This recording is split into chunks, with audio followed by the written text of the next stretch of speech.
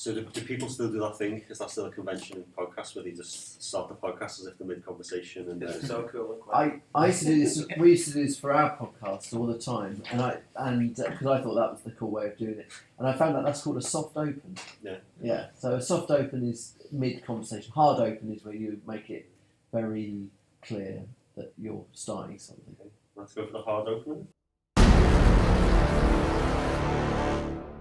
So welcome to episode 1 of our new film and media podcast. My name is Matt and I teach film at the college, and I'm joined by Nick, who teaches media studies. Hello. And the concept of this podcast is to invite students on to discuss film or media related topics of their choice.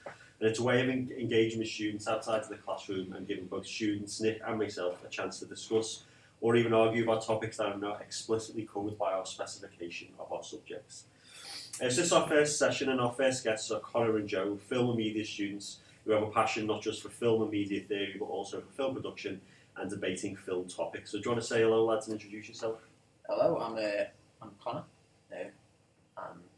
I'm a filmmaker. I'm a member of the group Someguyswithacamera, one of the founding members of that, and I do media and film here at Southsefton. I am Joe. I'm a film study student here at Southsefton. And like Connor, I'm a filmmaker. I'm the latest member of Someguyswithacamera. Great. And as I said, the concept behind the podcast is for students or student groups to present a topic to Nick and I, and we'll sit down on Friday afternoons and try and put the world to rights. So before we get into our conversation, do you guys want to tell us what your topic is and why you've chosen it? Well, we chose the Star Wars prequels, or Star Wars in general, but specifically the Star Wars prequels, because anytime Connor, Matt and I get together and have a little conversation in film studies, it takes up about half an hour, and it's always about why I like the Star Wars prequels, why Matt and Connor hate them. Well, don't like them, but it dominates our conversations basically. And the academic years coming to an end, we're going to leave soon, so we thought it'd be a good time to get closure on this very intense debate. I think that's the best way of sort of framing this conversation as closure, because I think Nick and I as well, big Star Wars fans, and we've had conversations about this all the time, haven't we? Yeah. I'm sure engagements with our students about this. I laughing at the word closure. I'm 42 years old, and one of my earliest memories, possibly my earliest memory, is sitting up in bed on Christmas morning when I was 3 years old and opening a Kenner Luke Skywalker figure, and that was my first ever Star Wars figure, and I remember that before even remembering seeing the films. Yes. And I've been talking about Star Wars for 39 years, and I won't get closure on any of the debates discussions. Yeah, that's it, isn't it? And so I think we've said that off the podcast that most of us have rewatched the prequels and the originals or variants of them, or those films recently, and maybe our opinions have changed. So do you want to start off? Because when these conversations arise in class, don't they, it's always me as defending the original trilogy as they're perfect and all that type of stuff, and the prequels are just diabolical. So what is it? What is it about the prequels that you prefer over I'll originals? start as the evil opposition. It's quite a difficult one to explain, because I recognise that for the most part the original trilogy are in as objective as you can be about film as an art form. They are obviously technically objectively better. They were just sort of better directed, better writing and stuff like that. But and it's probably because I grew up with them, but I've sort of ended up being attached more to the prequels. I recognise faults and things like that, but when it comes down to it, for me, Revenge of the Sith is the best Star Wars film. So I'll just put that out there, and things will develop from here. Yeah. It's interesting that you mentioned that you grew up with it as well. I think that's a big part of it, isn't it? Yeah. That and what you said there about the prequels being technically inferior, I think I don't know about you guys, but I feel so close to these films that I don't know if I can actually make an objective statement about that, because I think I've got such maybe negative memories or sort of associations of the prequel trilogies that I don't know if I've actually looked at them objectively. Because I said when I rewatched them recently, I was I did enjoy Phantom Menace. Thought episode 3 was alright, 2 was diabolical, but the original trilogy has its problems as well, doesn't it? What's really odd is that Joe went first on saying why the prequels are better, because you know what? that's very rare that you get someone. It's very difficult to form an argument why are these films better, because what you usually get is in defence of the prequels. Yeah. You don't. The prequels are very rarely judged by their own merits. They're only ever judged whilst they're being attacked, and people will go, "Hang on, hang on, hang on." I feel like an interesting position here. When I first met Matt, I liked the prequels. Okay? Like I was. Don't laugh as if I that's such a was- ridiculous concept. I was a defender of the prequels. Okay. It's your coming out. There Talk was some sense into it. There was it was a couple of things. I was always defending the prequels. It was hard to say why I like them objectively. I had a few reasons that I think I still stand. I think, but what I'd never seen before, and this is what's difficult about attacking the prequels, is how many of the ideas are going to be mine. But I'd never heard of the Plinkett reviews until Matt introduced them to me, and it said out loud all the things that I knew in my heart was wrong with them, but I'd never been able to say out loud about why they're bad and why they're not as good as the original trilogy. And so for a long time, I'd been a defender of the prequels. Then I felt like sort of cleansed by being able to say, this is what's wrong with them, and yeah, they are pretty awful. And then what's strange, I know we're not going to talk about the sequels maybe until a bit later, but I enjoyed The Force Awakens in particular so much, and the Plinkett review people, Red Letter Media, slagged it off completely. Yeah. And I was like, oh right, hang on a second. Yeah. And so it made me think, well, okay. And so I've the past few years since the sequels have come out, I have reevaluated the prequels somewhat, and so and I feel closer to. I feel like I've moved closer to my original position, is that The Phantom Menace is a really good, fun movie, and the other two are a bit of a crushing disappointment. And Attack of the Clones, in particular, is just one of the most confusing movies I've ever seen. Yeah, it's extremely confusing, and I think we have something that you don't have, is that we had that years and years and years of anticipation before Phantom Menace, didn't we? Yeah. So I agree. I was the same. I remember coming out to seeing Phantom Menace, and we went straight back in. We waited to see it on the same day. Yeah. It was the greatest film I've made. It's like, and I think even looking back now, I probably knew deep down, but wouldn't admit it, that it was garbage. Where I think you have so much invested in it, so much excitement and hype for it, that it sort of diminishes your critical faculties a little bit.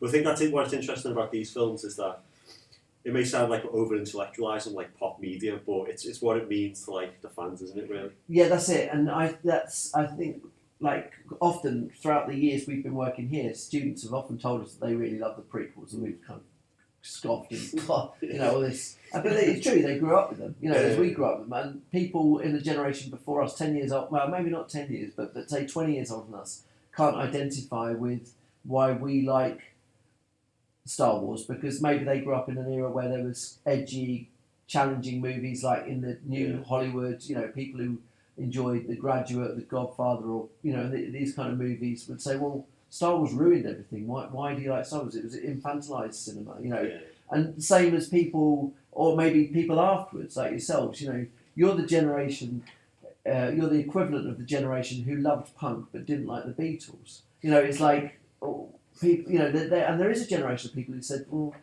I just grew up, the Beatles were everywhere and I didn't really get it, and you just heard them all the time on the radio, but punk was something new and different and stuff like that. And maybe that's the same here, that we've become so, the original trilogy becomes so deified that the prequels didn't stand a chance. Look at episode 4. Like, that is utterly ridiculous. It's only good because of the edit.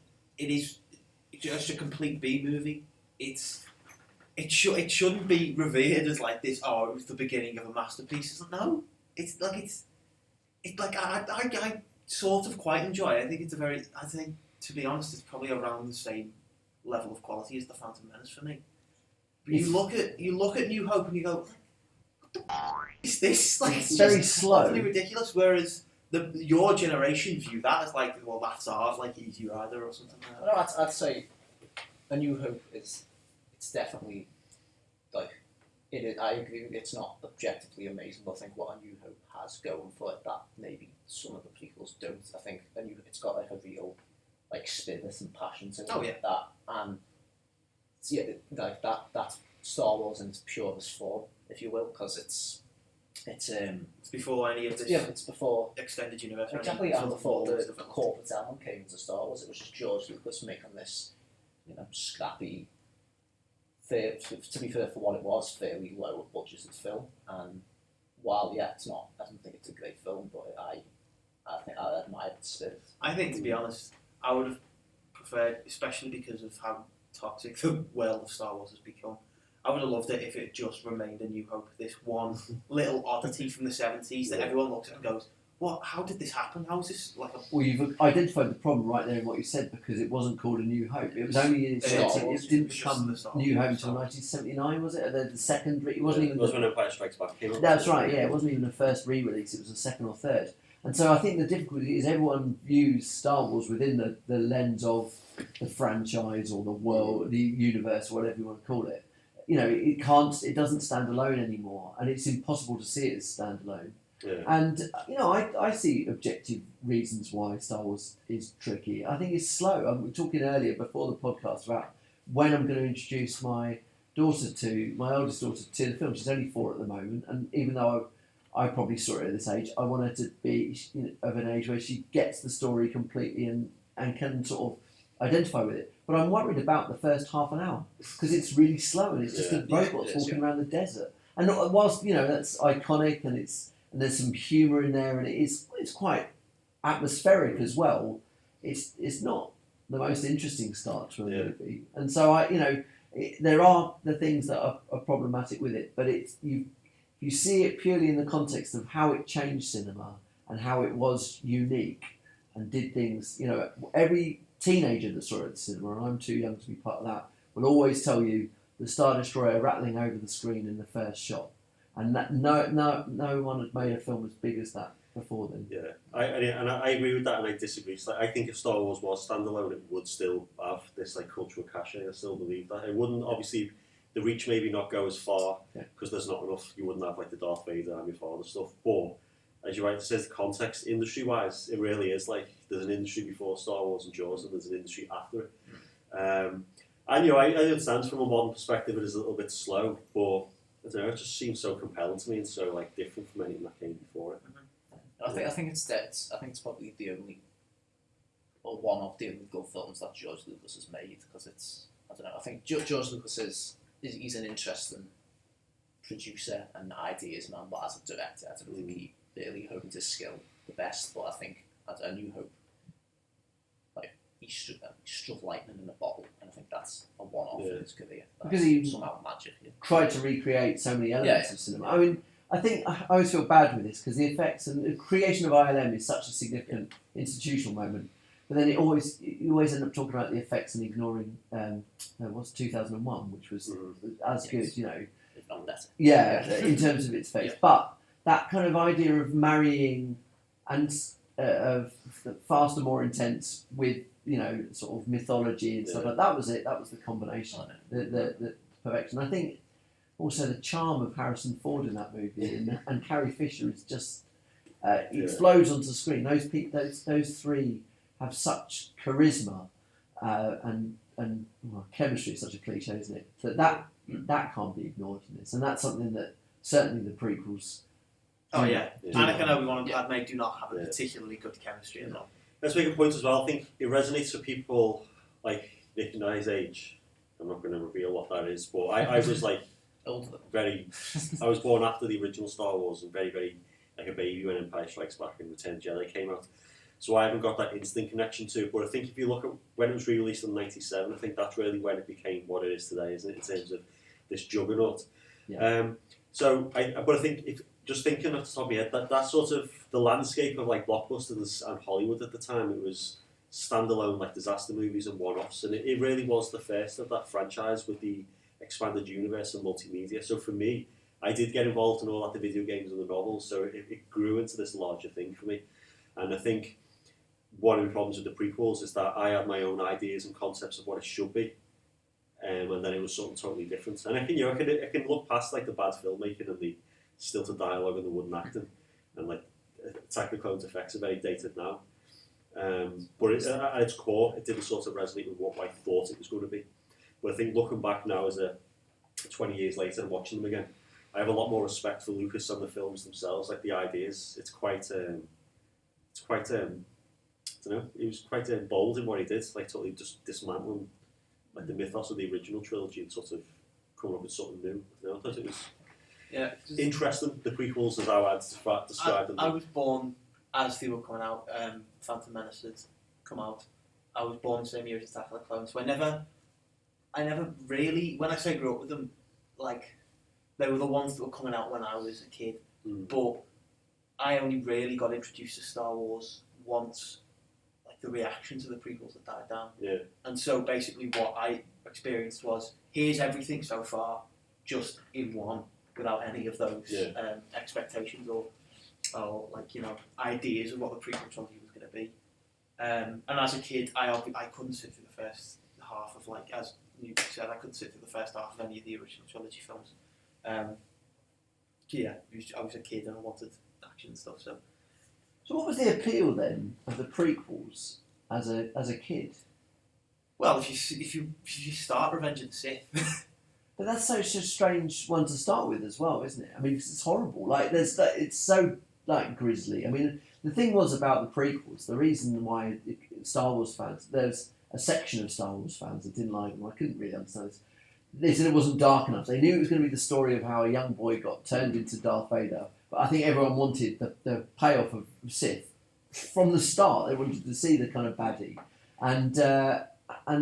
but when Revenge of the Sith does arrive, it's quite grisly in terms of what happens to him. How he, you know, betrays, you know, his best friend, his lover, is manipulated and stuff like that. That's quite. I mean, what appeal is there for a kid in that kind of film? You know, whereas compare that to Return of the Jedi, and like, I saw that at the cinema at age 5, and I was, you know, you're cheering. I had to hide behind the seat in front of me whenever the Emperor came in because it was too scary. But at the end, you know, the goodies win and everything's great, and that's what the payoff is for a well, kid. the appeal for me was speedy lightsaber fights, explosions. I wasn't really paying attention to the narrative. Darth Maul with his double-bladed lightsaber, it's just the coolest thing ever. Yeah. I think that's interesting actually, because I was doing a bit of reading and thinking about this before. We talked about I saw online that the original trilogy was about like emotion, but the prequel trilogy was about spectacle.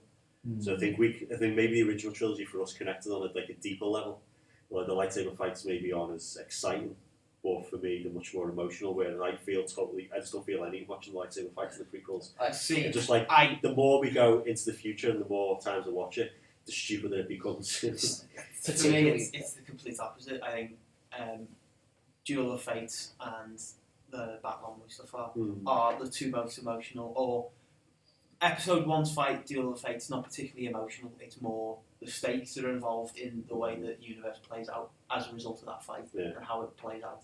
Qui-Gon lives.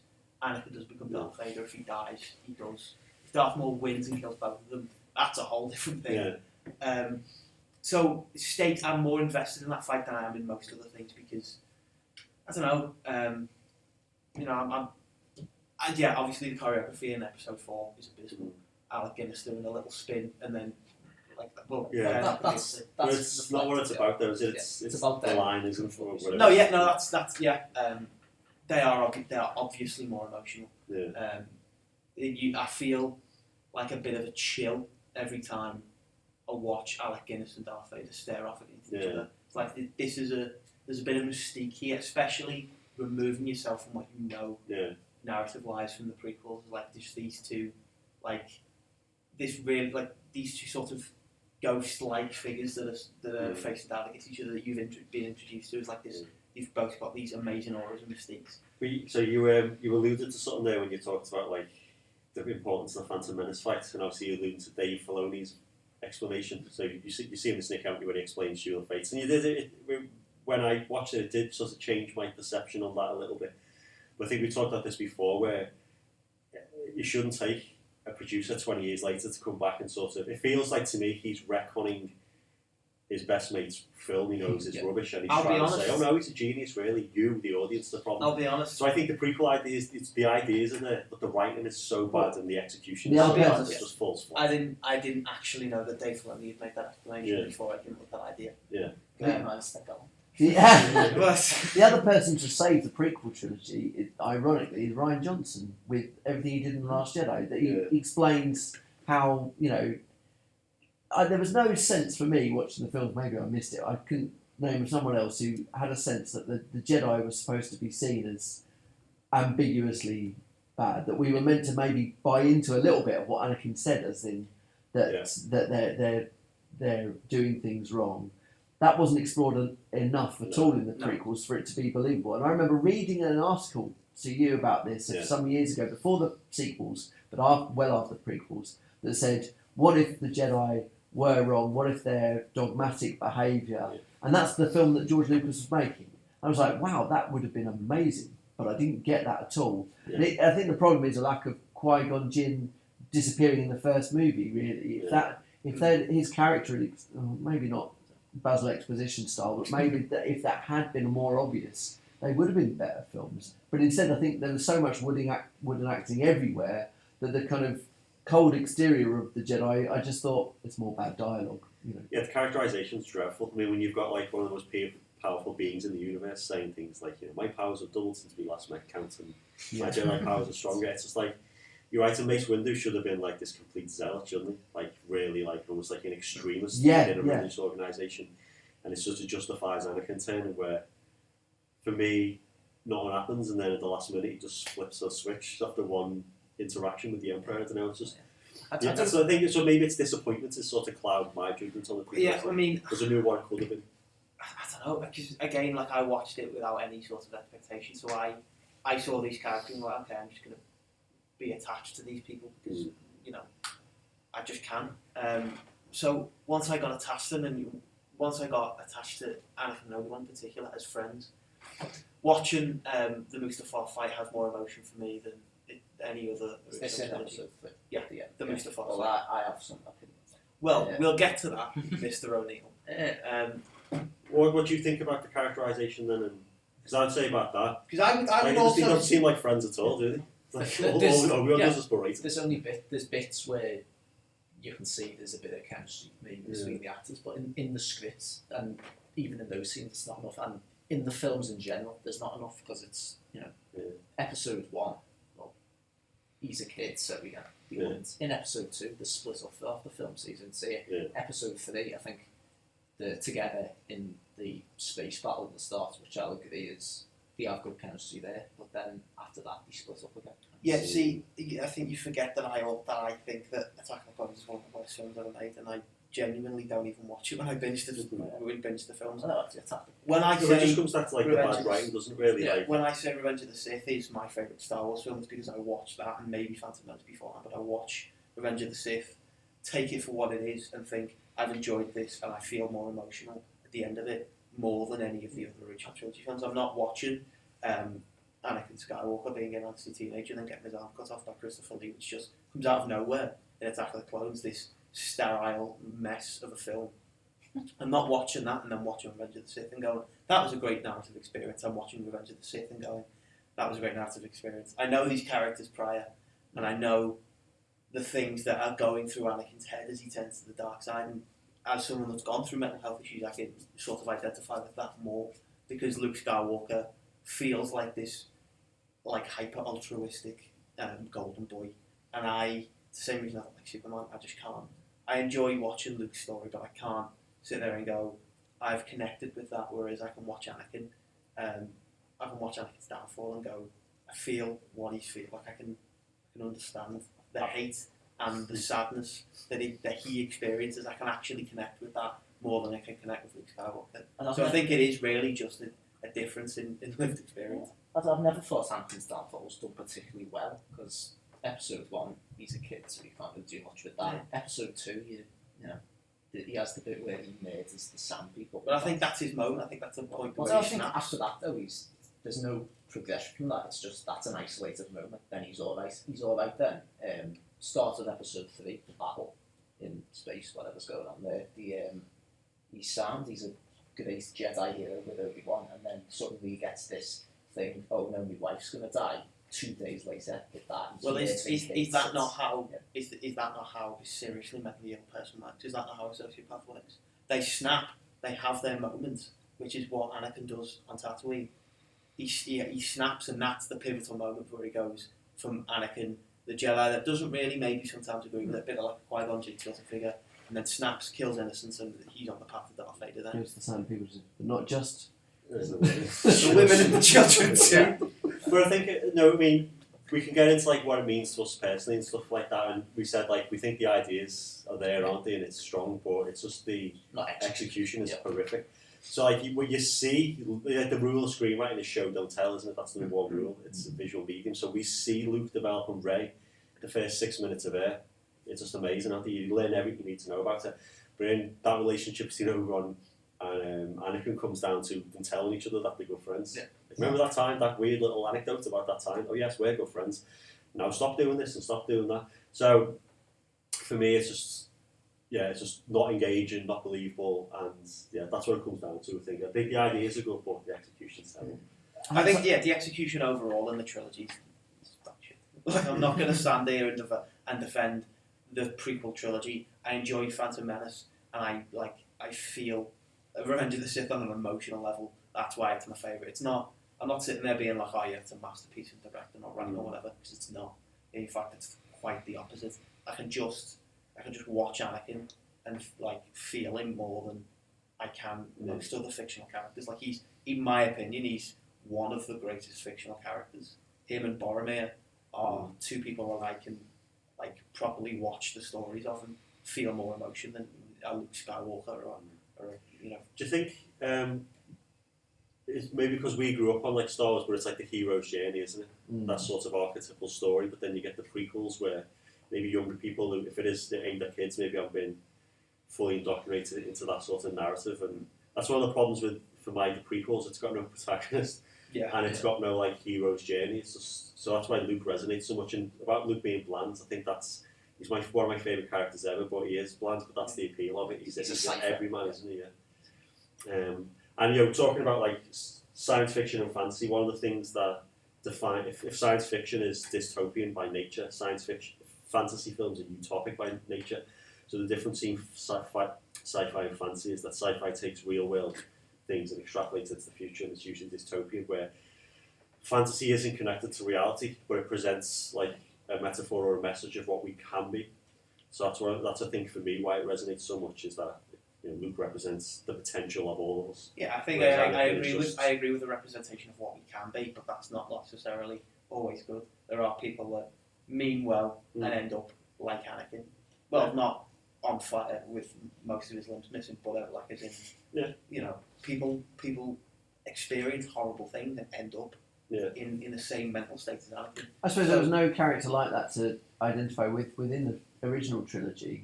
Darth Vader isn't really a character; he's a bogeyman, isn't he? There's a great Nerdwriter video about how Vader's framed, and he's 36 minutes of screen time in the whole the original trilogy.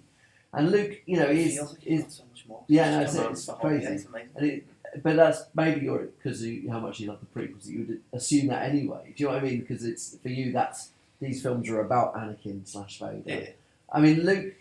I think if people who are older than me watched it, sort of you saw him as that cipher, that identification point. As a kid playing it, I was always Han Solo. Like it was, I like the sort of dialogue and the cheekiness and the kind of, he had the gunslinger thing as well. That he was the kind of Western hero from that. So I think the character identification is something that I never really thought about too much growing up with the films. I think the emotional payoff of the trilogy, the original trilogy, is Luke and Vader's fight, and Luke hiding in the shadows. And if you don't turn to the dark side, perhaps she will. That is the best lightsaber fight. When Luke goes for it, two hands, and he's just hacking away. Yeah. And the music at that point. It's the best one of the trilogy, because I didn't much like the Empire Strikes Back one, because it was like they still retain some of the sort of iffy choreography. It's got good weight behind it, but it's got. It's great because Vader uses one hand that whole fight. It does. It just takes the piss out. It does completely. It swats. It's almost like he's swatting a fly in that one, and it just to put this kid in his place for leaving his training too soon. Yeah, and I think that comes back to what we were saying earlier, where like those fights in the original trilogy, it's almost like the actual combat gets in the way. It's a philosophical conversation on the nature of good and evil and light and dark. So I think that's totally missing. Like, they don't talk, do they, really, in the prequel fights?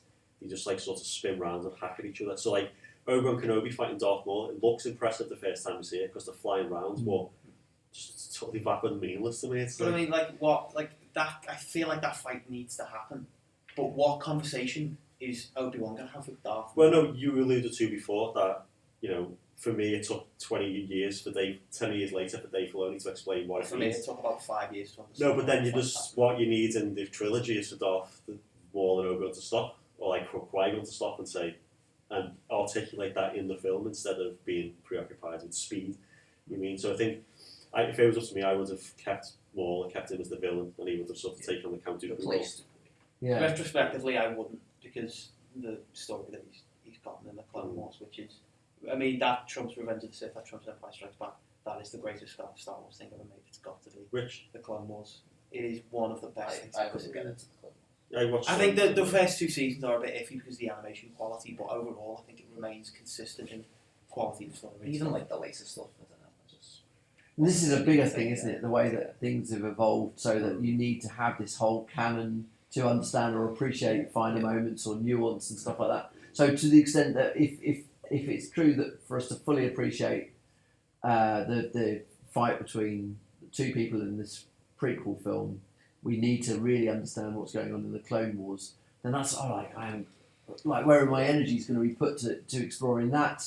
And then it's like saying, well, when they did the tie-in with Fortnite for the Rise of Skywalker, a speech is delivered on a video game that some people are playing, and like that, is that required for me to fully understand the ninth part of a film? I think you hit upon like I think the underlying point here about like age and when we entered our relationship with these films.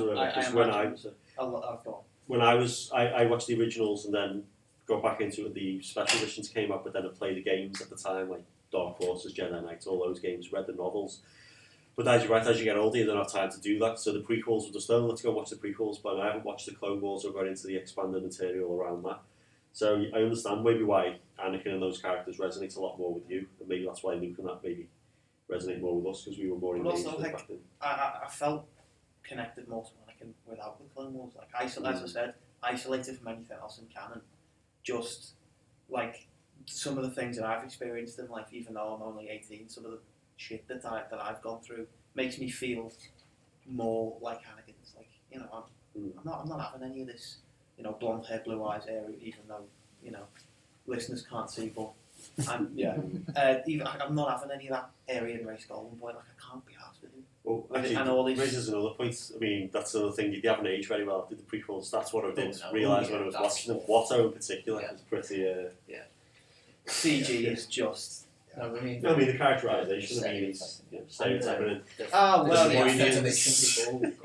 Yeah. Well, you know, we haven't touched on Jar Jar Binks. We had a prequel conversation on Jar Jar Binks. That used to scare me as a child, even when I enjoyed it. But Jar Jar. Yeah. That's the bad thing is I saw this is I've seen Phantom Menace at the cinema more than I've seen any of them.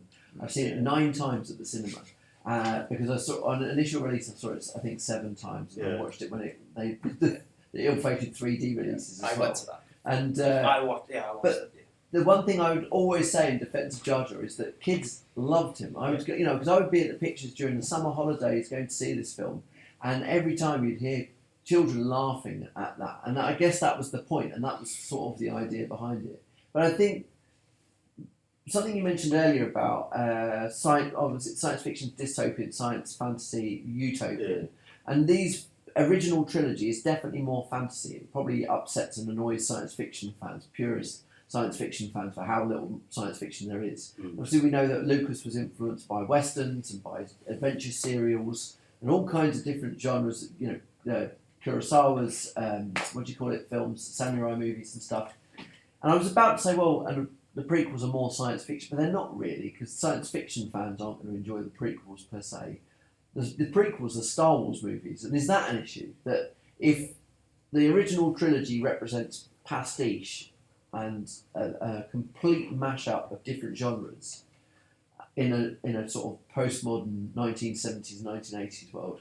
When the prequels come along, they're not a pastiche of other genres. They are just a pastiche of Star Wars movies, Yeah. and they are totally hyper reality as far as Bojo will be concerned. Like Revenge of the Sith is the most Star Wars movie. But then, of all time. is that that's the problem? There's a Are reason you behind that. basing something on very hollow foundations if all you're doing is copying something whereby the originals are a copy of these other things? At least the originals have roots and they have foundation for their the two droids at the beginning might moan that it's a slow opening, but actually they're based on the two lowly characters in Hidden Fortress, aren't they? Han Solo has antecedents in John Wayne and other characters, whereas the Jedis in the original trilogy are just based on the idea of Jedis from the original. The Jedis in the prequels are just based on the idea of Jedis.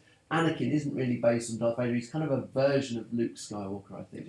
Yeah, that's why I don't buy this narrative George Lucas has created that he's had all this planned out. Yeah, like it's little things like Obi-Wan Kenobi wears a costume, so therefore that's the uniform of the Jedi. Yeah, it reveals what it reveals to me is like how shallow they are. The original. And you're right. And what I do respect about the prequels, at least I do respect George Lucas a lot, is that it feels like you made Star Wars like almost accidentally, and you're right. It had all these tendrils that gave it depth that people can connect to from different ways. But the prequels, I think they're important and they mean something to him, that his version. But for the audience, it doesn't really resonate with what we were wanting, expecting, or thought this thing was. And bizarrely, quite alarming when you watch it. From a psychological perspective, I think one of the most harmful things to people who love the original trilogy about the prequels coming out and being disappointed is that it makes you go, oh, is this what George really wanted the original trilogy to look like? Because if that's the case, he's got all the technology, unlimited funds, unlimited amount of time to write this stuff and assemble whoever you wanted to be in it, and yet this is what he made, and you're thinking, so if he made Star Wars again today, this is what it would look like, and that's a weird thing to have to face up to in a way. Yeah, I think it's a case of he surrounds himself. Yes, man. I think he had to, as a filmmaker, I don't like saying this, but there's a danger in having too much creative control there is, because you can't think it. And he made these films that he really wanted to make, but no one was there saying that's not very good, George. The real film's Rick McCallum. Exactly. Whereas the original trilogy, isn't he supposed to be the whole Wallace stereotype? Oh yeah, he is in the documentary. Whereas the original trilogy, he made the first one under probably got a lot of restrictions, budgetary. Yeah. He probably had. It was Gary Kurtz was his producer. Episode Empire Strikes Back, he didn't even direct. That was there from Kirshner, and it shows because it's the only one that's it doesn't have all the clunky stuff in it. And that's probably the only one that I'd say is actually a great film. It has style. Yeah, there is a directorial style to it that doesn't exist. And then even Return of the Jedi. I think Lucas effectively directed it because he had Richard Marquand, the director who apparently Lucas was very hands-on. Is he dead now? He died very young. Yeah, it's really sad. Yeah, but yeah, he was a proxy or a puppet. Yeah. Because Lucas couldn't. I don't even know if he could direct at the stage because he left the Directors Guild of America. That's why he left. So it was meant to be. The list was Spielberg and David Lynch, wasn't it? Spielberg refused to because he'd have to quit the Directors Guild because the Directors Guild at the time demanded that if you're a member of the union, you have to have credit at the start of your film. You've got rid of that now, and Lynch opted for June, I think, instead. Well, it's weird if you look at that. It's unclear whether any kind of conversation happened between Lynch and Lucas. I'd love to have seen a David Lynch Star Wars. But it would, I mean, do you reckon he'd still do it? I don't think he would. It would have been. I think he would have with June as well because he doesn't. Is that what we call it? John Smithy or whatever, but the director takes the name of Alan Smithy. Piranha 2. Alan Smithy is James Cameron's first film. Before Terminator. But actually, moving on from the prequels then, because I think we can talk about that all day and go around the circles, but let's have a chat about the sequels, because I think that's we've also covered the ground. Maybe a bit more agreement on that. So obviously a big deal for us, wasn't it? Waited a long time. Well, I kind of went, again, it's one of these, it's Matt and I have known each other long enough now that actually, bizarrely, even though the thing we had in common most when we first met with Star Wars, and so much of that was sort of basis of getting to know each other. But then we've actually been in the 10 years that we've known each other now. So much Star Wars stuff has happened, like that makes it significant. So, for example, the reason I mentioned this, you were probably the first person I spoke to about Disney buying Lucasfilm. I remember being in the staff rooms. Have you seen this? Yes. And I think initially you joined the whole, oh, you just destroyed my childhood, like stuff. Oh, yeah, great, But that really cooled everything off. And then by the time The Force Awakens came around, the trailers arrived. It was like, oh, right, okay, maybe I'll get excited about this. And I didn't, and it was such a surprise, wasn't it? I was so excited. I mean, I remember coming in the morning the first full-length trailer released coming in. And I've never experienced anything like it. I felt like I got so emotional, I reset. I felt like quite numb all day. You know what I mean? It was like overwhelming. Yeah. But my take, I mean, it's a weird thing, the prequels, the sequel trilogy, because there's things I love about it and things I really hate. I think Rise of Skywalker for me is the worst film of the trilogy. Maybe not. It's better made than Attack of the Clones, but I think it's a real slap in the face. It's a mess. Yeah. It's just rushed and it's horrible. It's so responsive. Episode 8, I think, with Episode 5 is my favourite. I think it's the most Star Wars film in terms of it captures the ethos and everything. And I do love The Force Awakens, but as a trilogy, on reflection now, looking back now, it's all complete. It was a disaster in my opinion. What do you think? I mean, well, context, The Lord of the Rings is my Star Wars. I think Peter Jackson started his career, made a bunch of can I just cut in then and say, okay, so The Hobbit is my prequels, if you understand. The Hobbit are my prequels. The Hobbit's everyone's But basically, I believe that Peter Jackson started his career, made a bunch of weird B-horror movies, made 3 masterpieces, and then just sort of disappeared into mediocrity and made Mortal Engines and nothing else. So, and then but he just dropped the 3 greatest films of all time. I was like, oh my god, these are the greatest things I've ever seen. His 4th masterpiece, Braindead. But Lord of the Rings. Well, you originally didn't like Last Jedi, and that was a bone of contention in class, wasn't it? Yeah, but why did you basically coming into the sequels, I'd already been burnt by the Hobbit trilogy. Yeah. 3 films that just. It's just sad, isn't it? I was expecting something from that, and I was like, I suppose this is what people feel like when they say they hate the prequels. So when the Star Wars sequels came out, it was like, oh, okay, it's a very commercial. I mean, I was a kid at this point, so I wasn't being like, oh, it's a commercial, blah blah. But it was like, this is going to go the same way as the Hobbit. It's going to be this sort of big ball of nothing, but with lightsabers in it. I had high expectations because the thing with Disney is that I know people have the views on them, but they do, I think, consistently make quality stuff. Yeah. Whether you like it or not. So I was skeptical going into Force Awakens, but I was like, it's new Star Wars, so I'm obviously going to watch it.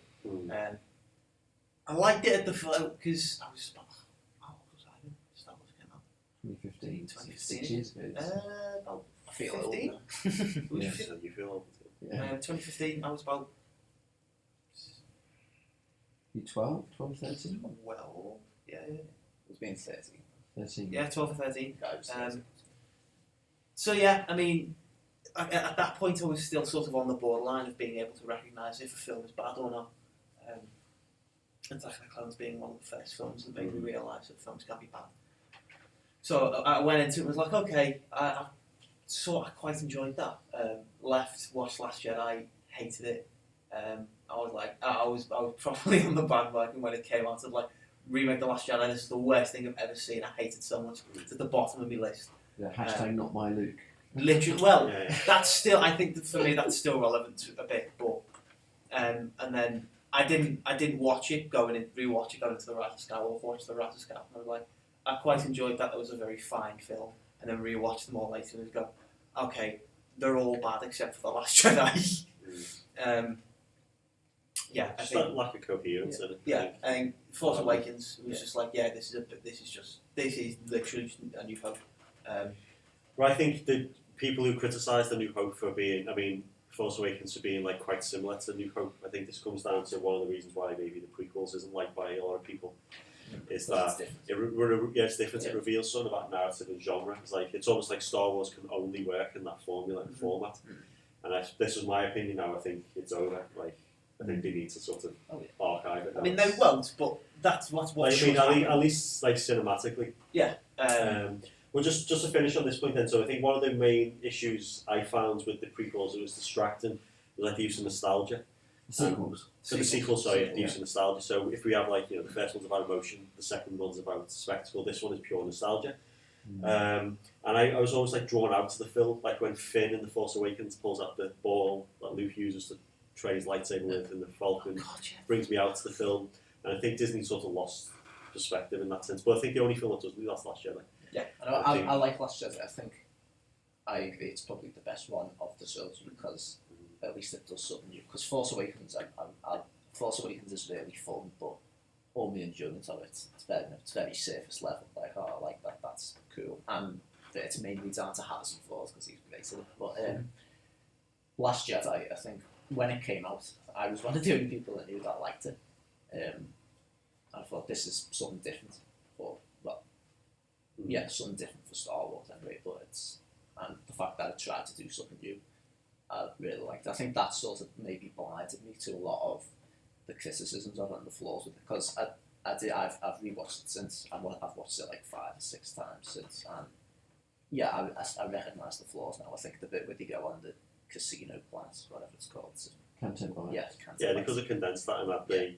I mean, I agree. It's pointless, and also the horse things freak me out. They look a bit too human. That feels like quite unsettling. It feels like the prequels just invaded the film.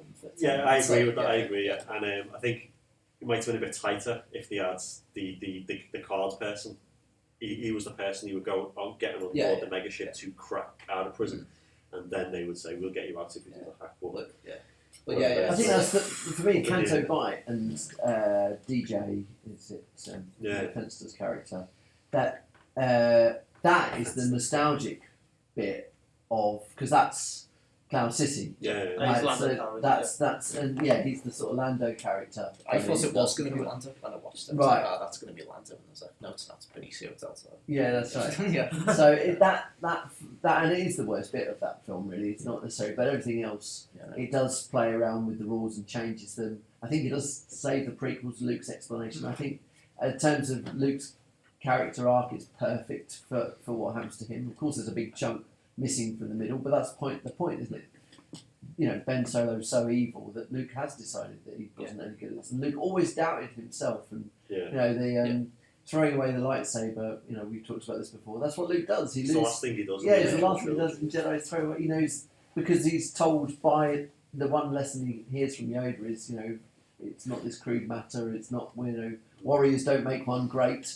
It's the Jedi is about so much more than that. So of course he throws his lightsaber away. And then tries to kill his grandson in flashbacks. Yeah, well, or does he? I think that could have been fixed. I'd say development. I like the way that Luke is like in a rut on this planet. I think those scenes are probably some of the best scenes in Star Wars. They're amazing. But I think the reason he's there, I do slightly have an issue with that. I think it would be better if he'd have decided, if he'd have had this vision that Ben Solo is going to become evil and kill all the Jedi, and Luke, because he's an optimist, he thinks, I turned Darth Vader back to the light side, I can fix it, and then he's wrong, and then that's why he goes to the whatever planet he's on. But I think so you wouldn't have removed the kind of the bit where he raises his lightsaber to... Yeah. But I think what's nice about that is it's one of the only Star Wars scenes that we see several times from a different point of view, and that's an earlier, it's a callback to a certain point of view. That's the...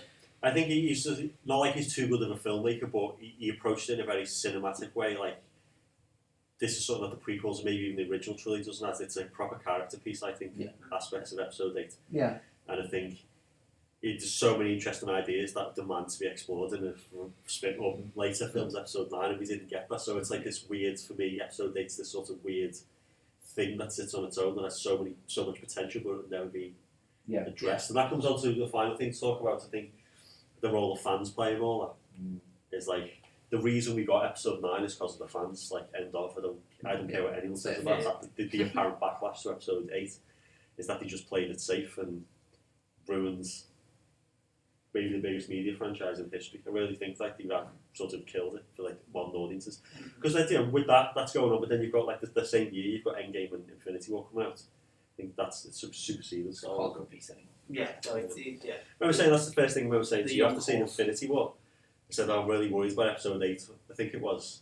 Because said this has just like raised the bar for blockbusters in terms of scale and size. And Star Wars is very small. I don't think it suits the franchise model of like the expanded universe stuff. I'm not sure how well that works because apart from Luke and the 6 main characters.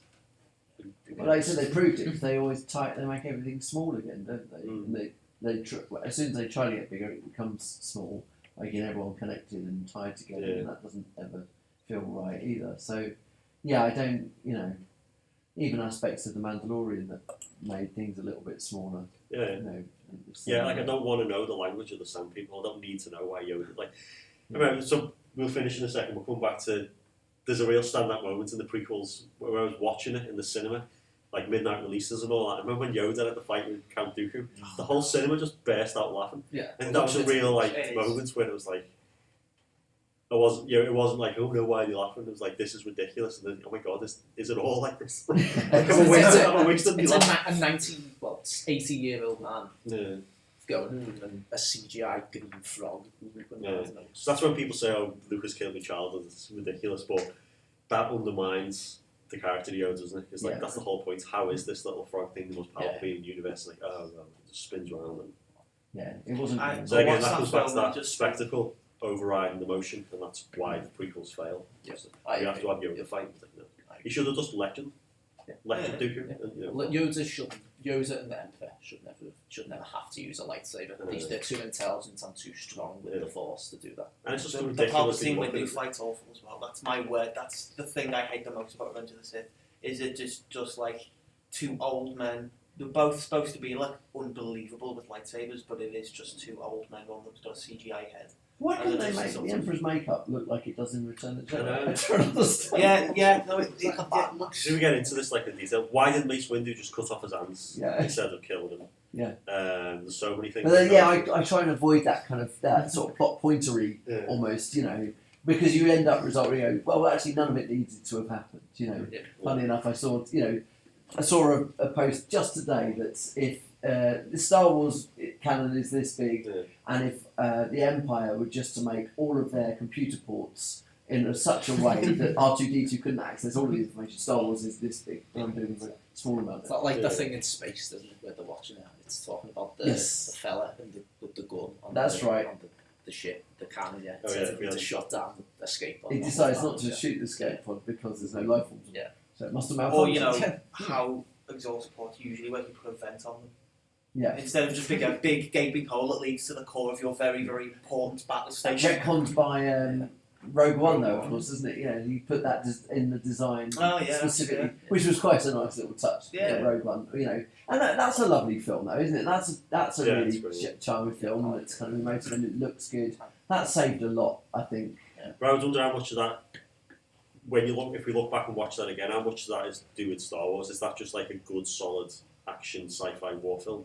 Yeah. Or I think it is just a nice little film. It's all right. Attach Vader at the end. I think it heightens the good things about Star Wars, though. I think, and it does rely on those. It relies on how the nice things about those films. But I think a lot of it, the sequels, the best things, actually, from an objective point of view, away from the Star Wars universe, I still think are some of the performances from those original three, the chemistry they have.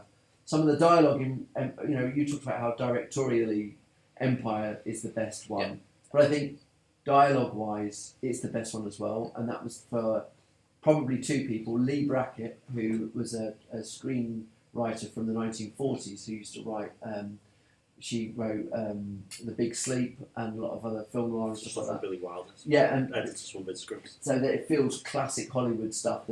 And Carrie Fisher, who script doctored so many scenes, and there's a brilliant image of one of the scenes that she has doctored, where she takes dialogue away from herself, which no actor does because they want as much on screen, and makes it 10 times more realistic and authentic. Yeah, I agree with that. I mean, Carrie Fisher's like the unsung hero of the trilogy. Completely. And maybe you know, do you know what? She's one person who would say no to people as well. And if she'd been involved in the prequels and maybe Rise of Skywalker would have been a different film, because I believe there was some kind of sort of, again, this might be lost in the mythology, that for the sequel trilogy, the original 3 would have their own movie. First one's Han's film, second one Luke's film, third one's Harry's film, and maybe things would have been different. It's not to be. Yeah, it would have been different, which is really sad if it's true. So that's been interesting. I'll just finish on some. You know, we've talked about what's better or worse, but let's get some stats. So Rotten Tomatoes seems to be like an important website where, if anyone doesn't know what it is, it's a website that takes all film reviews around the world and aggregates an average score, and it's either hot or not. And Rotten Tomatoes seems to be ignored when films just get reviewed, but when films have a female lead or someone who's not a white male in the lead, Rotten Tomatoes becomes like this really important thing. Gospel. So I'll if we original trilogy, episode 4, 5, and 6, average reviews 96%, 97%, 94%. Prequel trilogy 59, 56, and 66 respectively. 66. That's ironic, isn't it? Oh, crikey! And sequel trilogy, did you get those? No, Because Last Jedi. Yeah, I wouldn't bother. Isn't Last Jedi 100% on? It's on the critic score. Critics score, and it's like 2% on the audience. Yeah. So like, this becomes meaningless. Yeah. You Mark Cohen himself says don't look at film critics. Like, Yeah. let's go and watch them. All right, so thanks, lads. That's been I think, an interesting conversation, and it's a good way to kick off our podcast. So thanks a lot. So just to finish up, Connor, you're both filmmakers. So Connor, do you want to spend just a minute telling us about that and what you do? Well, originally it was me, John Reynolds and Matthew Reynolds. We set up a group a few years ago, Some Guys with a Camera, and we've been producing our own films for YouTube, and recently we've been branching off. We've got the last 2, Blackbird and Noel, both are on Amazon Prime Instant Video, so watch them as well. But our next film we've got coming out, which we shot last year, and we've basically just been waiting on lockdowns to come up, so we can get the Dublin done, but that's almost done now, I think. So that should be out soon, and hopefully that'll be on Prime. Hopefully we'll get a screening in of that somewhere. So I'll have to invite Nick and Liv together if you're ones. Nick and Liv together. Well, let us know. We'll I think that's it's a great. That's probably our best film that we've made. But now we're developing. We've just the Funds and Drive finished a week ago. So if this had been a week earlier, it would have played to our advantage. But we've been raising money for a mini-series project called Birchall's Pints. It's essentially like a comedy drama about 2 lads, one played by me, one played by John, who run a local brewery, and sort of the hijinks that they get up to. And with Joe's film, Backline in Belgium, which the link will be down there for in the description, we basically helped him out and gave him, I helped him produce his film, and we helped him out and gave him a platform, so we've brought him on as well for Birchall's Pints. So does anyone you want to say, Joe? So Birchall's Pints is, for me, quite exciting because it's a much larger production, and it's also my first project as a fully fledged official member of Some Guys with a Camera, after sort of ingratiating myself with them by releasing a Backline in Belgium. I did that for my A-level film coursework. It went well. I learned a lot of lessons as a director, and I'm hoping to learn a lot more from Matt, who's much more experienced. Matthew Reynolds, who's a lot more experienced. Hopefully, I'm hoping to learn a lot more skills as his assistant director. Fantastic. And it's also it's my first acting role as well as David Bugle. Great. And I said, Connor, if you search Some Guys with a Camera on YouTube, you find your films. Blackbird, is it? Yes. Fantastic, by the way. And same for Joe's film. You can check this channel that this podcast is going to be hosted on. I'll put a link below the video, so check it out. And also, obviously, the Some Guys with a Camera channel. All around. Search all the socials, all that stuff. Oh, and I'm going to plug all right. Project Nolan. When it gets to be fair. Phase 2. The Great Unfinished Phase 1 is out there, and I think we did 5, and we have recorded most of the others, but Phase 2 will be available soon. Yeah. So let us know in the comments what you think and why the prequels are just dire. Well, I mean, that's I'll ban any unfair. comments that are against Also say, why they're quite, all right sometimes, and you know, there's some Keywords. good emotional connection. Yeah. Well, thanks, lads. It's been a good first episode, I think. So, congratulations, and hopefully we'll have you back on soon. Alright. Thank you. Yeah, that was good, man. They didn't take as much of a thrashing as I expected. Well, that's what I was worried.